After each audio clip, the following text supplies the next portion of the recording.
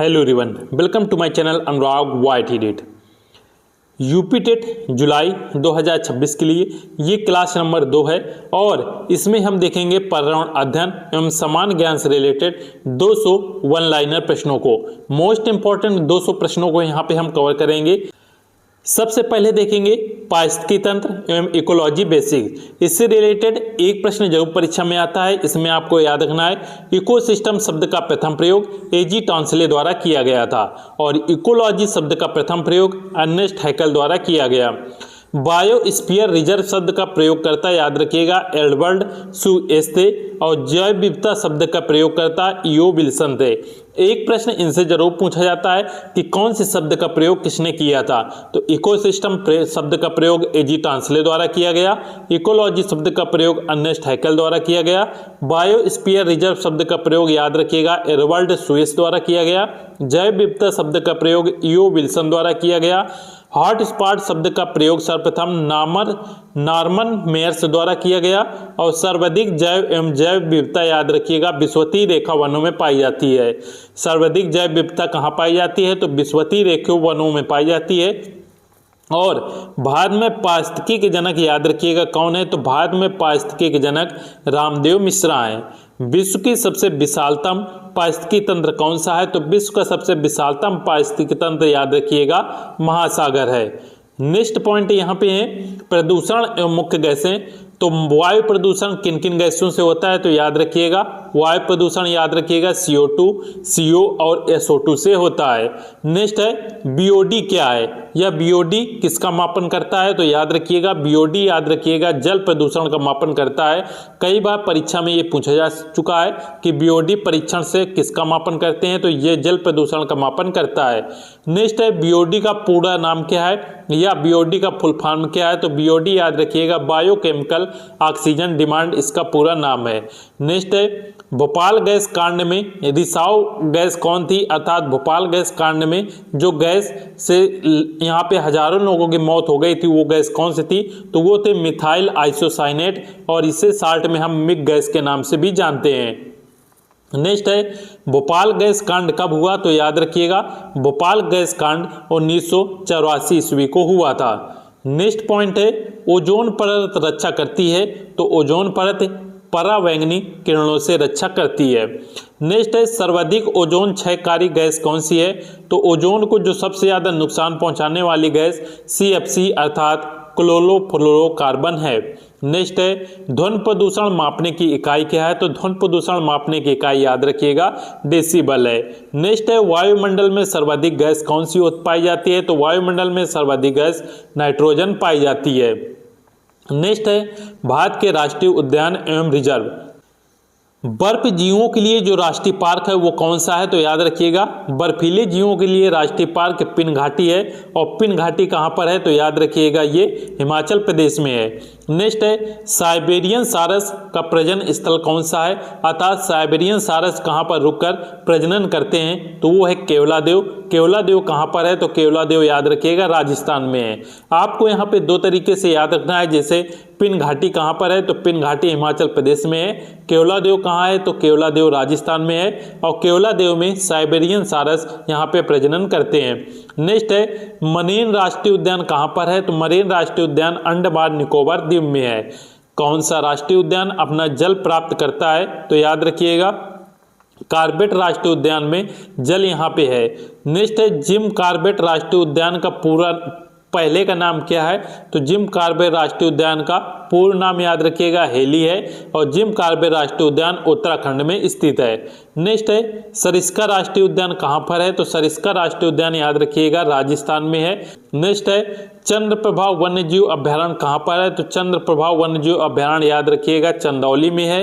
Next है गिर राष्ट्रीय उद्यान कहाँ पर है, गिर राष्ट्रीय पार्क याद रखिएगा गुजरात में है और गिर राष्ट्रीय पार्क या गिर राष्ट्रीय उद्यान ये एशियाई शेर से रिलेटेड है। ये पॉइंट आपको याद रखना है। नेक्स्ट है वन्यजीव संरक्षण एवं परियोजना। भारत का सबसे बड़ा बाघ रिजर्व कौन सा है, तो ये है नागार्जुन सागर जो श्रीशैलम आंध्र प्रदेश में है। नेक्स्ट है विश्व का सबसे ऊंचा बाघ रिजर्व कौन सा है, तो ये नामदफा है जो कि अरुणाचल प्रदेश में है। दोनों प्रश्न आपको याद रखना है। सबसे बड़ा बाघ रिजर्व पूछा जाए तो नागार्जुन सागर है जो कि श्रीशैलम आंध्र प्रदेश में स्थित है, और विश्व का सबसे ऊंचा बाघ रिजर्व नामदफा अरुणाचल प्रदेश में स्थित है। बाघ परियोजना की शुरुआत कब हुई, तो बाघ परियोजना की शुरुआत 1973 में हुई। इसे हम टाइगर परियोजना के नाम से भी जानते हैं।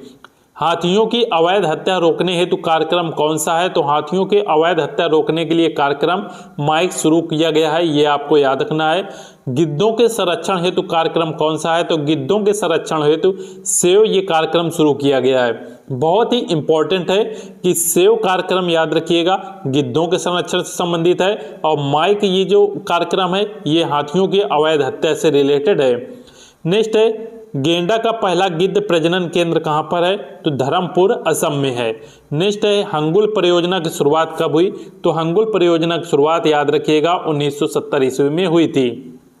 नेक्स्ट है वन्य जीव सुरक्षा अधिनियम कब पारित हुआ, बहुत ही इंपॉर्टेंट प्रश्न है। वन्य जीव सुरक्षा अधिनियम याद रखिएगा 1972 ईस्वी में ये प्रारंभ हुआ।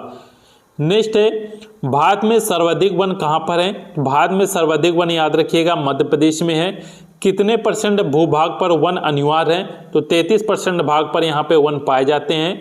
भारत में सर्वाधिक वन पाए जाते हैं, तो भारत में जो सर्वाधिक वन है वो याद रखिएगा उष्णार्ध पतझड़ वन है। सर्वाधिक वन पूछे तो मध्य प्रदेश में है, और सर्वाधिक वन उष्णार्ध पतझड़ वन ये पाए जाते हैं। भारत की प्रमुख वनस्पति कौन सी है, तो वो है पतझड़ वन। चंदन की लकड़ी के सर्वाधिक वन याद रखिएगा कर्नाटक में है। चंदन के पेड़ सर्वाधिक याद रखिएगा कर्नाटक में पाए जाते हैं। साइलेंट वैली और फूलों घाटी कहाँ पर है, तो याद रखिएगा साइलेंट वैली और फूलों के घाटी केरल उत्तराखंड में स्थित है।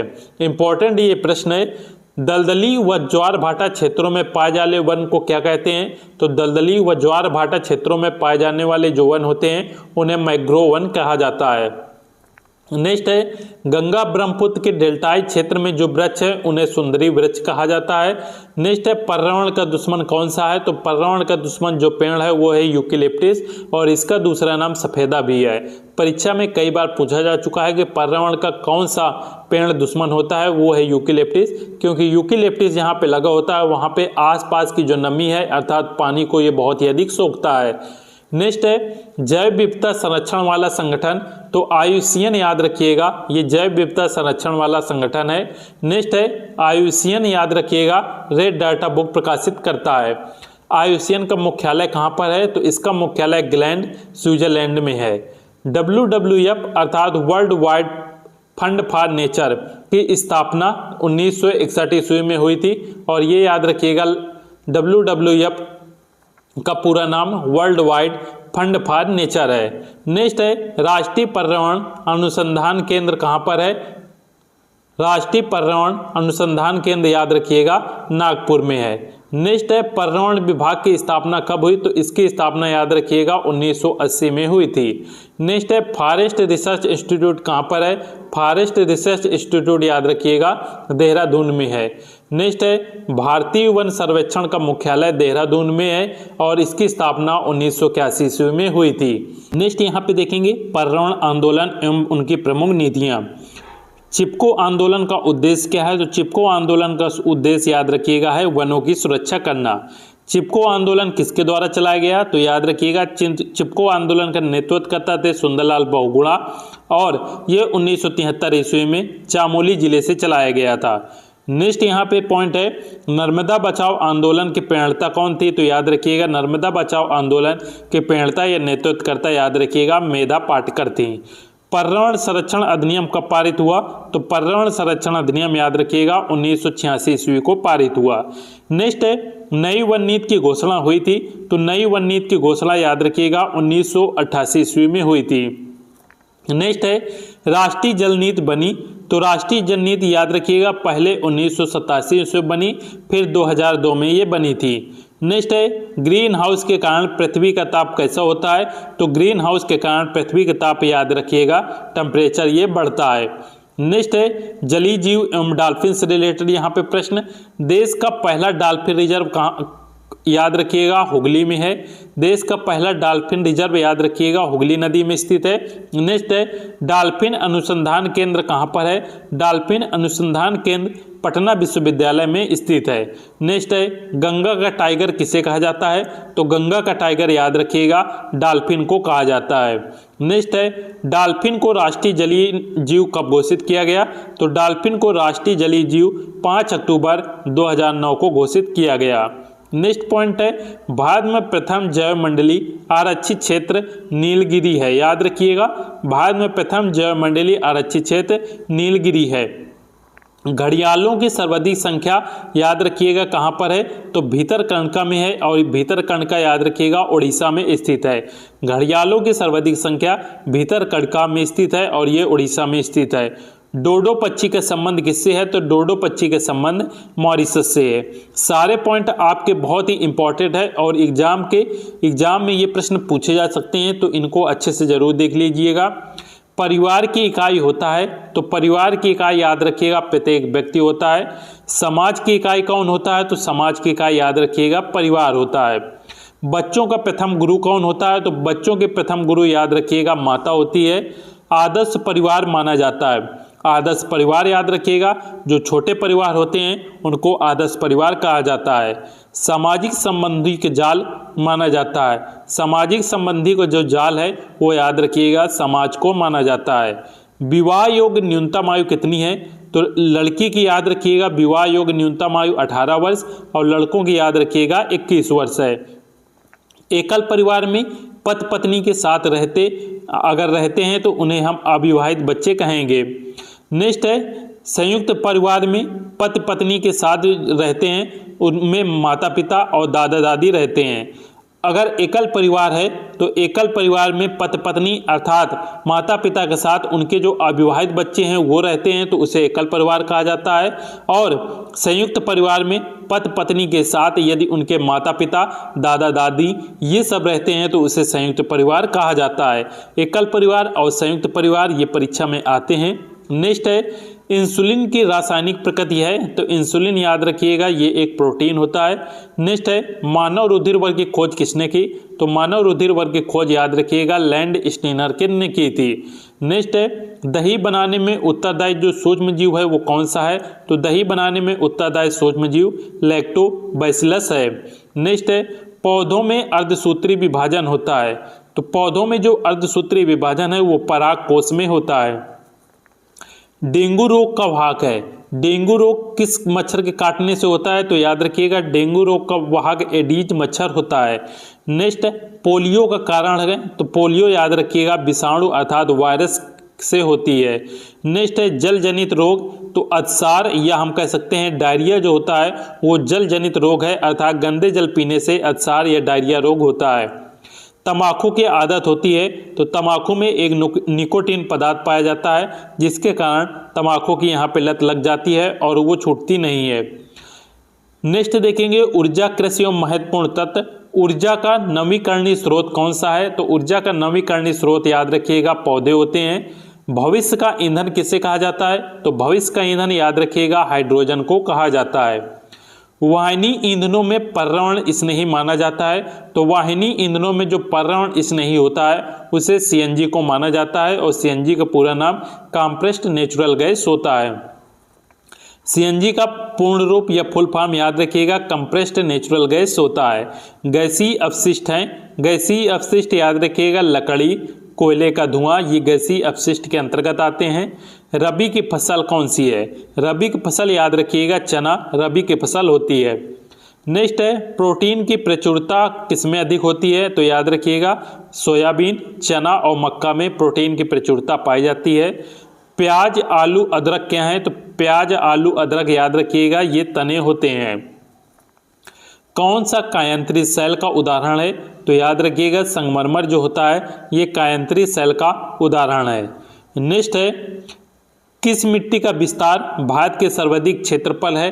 तो याद रखिएगा जलोढ़ मिट्टी का विस्तार भारत के सर्वाधिक क्षेत्रफल पर है। उत्तर प्रदेश का राजकीय वृक्ष क्या है? तो याद रखिएगा अशोक उत्तर प्रदेश का राजकीय वृक्ष है। उत्तर प्रदेश का राजकीय पुष्प, पक्षी और जंतु क्या है? तो उत्तर प्रदेश के राजकीय पुष्प याद रखिएगा पलाश है, राजकीय पक्षी सारस है और राजकीय जंतु याद रखिएगा हिरन है। ये तीनों पॉइंट आपको याद रखना है कि राजकीय वृक्ष अशोक, राजकीय फूल पलाश, राजकीय पक्षी सारस और राजकीय जंतु जो है हिरन है। कथक शास्त्रीय नृत्य है, तो कथक याद रखिएगा उत्तर भारत में मनाया जाता है। राज्यसभा की अध्यक्षता कौन करता है? तो राज्यसभा की अध्यक्षता उपराष्ट्रपति करता है। राष्ट्रपति द्वारा राज्यसभा में मनोनीत सदस्यों की संख्या कितनी होती है? तो ये याद रखिएगा 12 होती है। नेक्स्ट है भूकंप की तीव्रता नापने का यंत्र कौन सा है? तो भूकंप की तीव्रता नापने का यंत्र याद रखिएगा सिस्मोग्राफ है। कंप्यूटर से भेजने वाले संदेश जो होते हैं उन्हें क्या कहते हैं? कंप्यूटर से भेजे जाने वाले संदेश को ईमेल कहा जाता है। एटीएम का पूरा नाम क्या है? तो एटीएम का पूरा नाम ऑटोमेटेड टेलर मशीन है। नेक्स्ट यहाँ पे देखेंगे महत्वपूर्ण दिवस एवं तिथियां। विश्व हाथ धुलाई दिवस कब मनाया जाता है? तो याद रखिएगा विश्व हाथ धुलाई दिवस 15 अक्टूबर को मनाया जाता है। अंतर्राष्ट्रीय टाइगर दिवस याद रखिएगा 29 जुलाई को मनाया जाता है। विश्व पर्यावरण दिवस 5 जून को मनाया जाता है। विश्व पर्यावरण संरक्षण दिवस 26 नवंबर को मनाते हैं। विश्व ओजोन दिवस 16 सितंबर को मनाते हैं। विश्व वानिकी दिवस 21 मार्च को मनाया जाता है। विश्व जल दिवस 22 मार्च को मनाते हैं। विश्व पृथ्वी दिवस 22 अप्रैल को मनाते हैं। अंतर्राष्ट्रीय जैव विविधता दिवस याद रखिएगा 22 मई को मनाया जाता है। नेक्स्ट यहाँ पे देखेंगे महत्वपूर्ण दिवस एवं पर्यावरण सप्ताह, जो कि हर वर्ष एक इनसे पूछा जाता है। सबसे पहले वन अग्नि सुरक्षा सप्ताह याद रखिएगा 1 से 7 फरवरी के मध्य मनाया जाता है। वन प्राणी सप्ताह याद रखिएगा 1 से 7 अक्टूबर तक मनाया जाता है। वन महोत्सव सप्ताह 1 से 7 जुलाई तक मनाते हैं। विश्व आर्द्रभूमि या वेटलैंड दिवस सप्ताह याद रखिएगा 2 फरवरी को मनाते हैं। वेटलैंड दिवस 2 फरवरी को मनाया जाता है। राष्ट्रीय पंचायत दिवस याद रखिएगा 24 अप्रैल को मनाते हैं। राष्ट्रीय ऊर्जा संरक्षण दिवस 14 सितंबर को मनाते हैं। नेक्स्ट है विश्व विरासत दिवस याद रखिएगा 18 अप्रैल को मनाते हैं। और विश्व प्रकृति दिवस या वन्य जीव सप्ताह दिवस 3 अक्टूबर को मनाया जाता है। ये हो गए महत्वपूर्ण दिवस एवं पर्यावरण सप्ताह। इसी के साथ आज की ये क्लास हमारी समाप्त होती है, जिसमें हमने 200 से अधिक अति महत्वपूर्ण यहाँ पे प्रश्नों को कवर कर लिया है। यदि इस क्लास को आपने अंत तक देखा है तो आप यहाँ पे समझ सकते हैं कि ये क्लास कितनी इम्पोर्टेंट है और परीक्षा में इनसे प्रश्न बन सकते हैं। तो इसके सभी पॉइंट को आपको याद कर लेना है और मिलते हैं नेक्स्ट क्लास में। इसके साथ ही वीडियो को लाइक जरूर कर दीजिएगा और दोस्तों को शेयर जरूर कर दीजिएगा, जिससे उनकी भी बेहतर तैयारी हो सके। मिलते हैं नेक्स्ट क्लास में। जय हिंद।